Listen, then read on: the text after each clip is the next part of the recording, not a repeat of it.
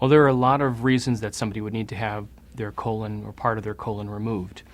The most common are diverticulitis, colon polyps or colon cancers, rectal prolapse, or sometimes blockages of the colon.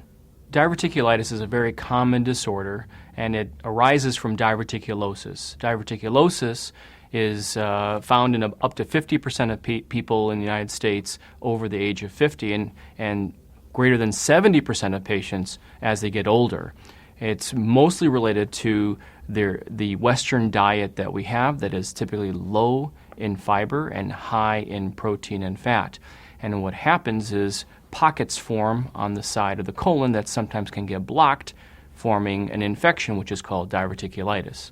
Sometimes those episodes can be treated simply with antibiotics and bowel rest, but there are times when diverticulitis that is recurrent or persistent or with complications that require then colon resection.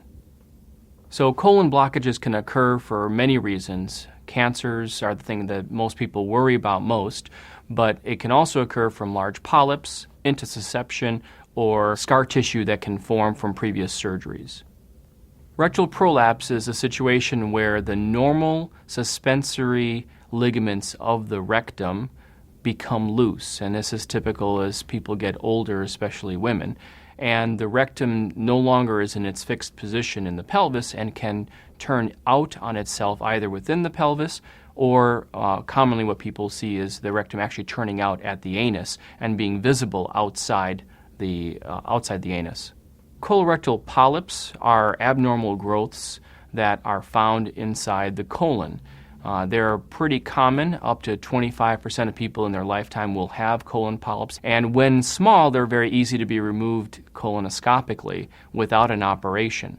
However, when they get to be large or when they're flat or when there's concern about having a cancer within the polyp, then removing a whole segment of the colon is indicated.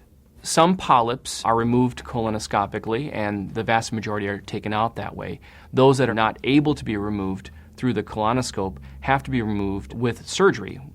And the reason they need to be removed is that when they are large, they have a chance of having cancer within them, and when left in place, have a high rate of conversion into colon cancer. So colon cancer is the next indication for colon resection, and we hope never to find a colon cancer on colonoscopy, but when we do, one of the treatment modalities that is most commonly used is removal of that segment of the colon that has the cancer within it.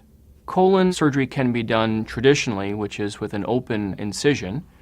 It can be done laparoscopically, whether straight laparoscopic with small incisions, or more commonly for colon surgery, people use a hand assist port, which is still laparoscopy, but with the addition of a special kind of port that allows the surgeon to put their hand inside.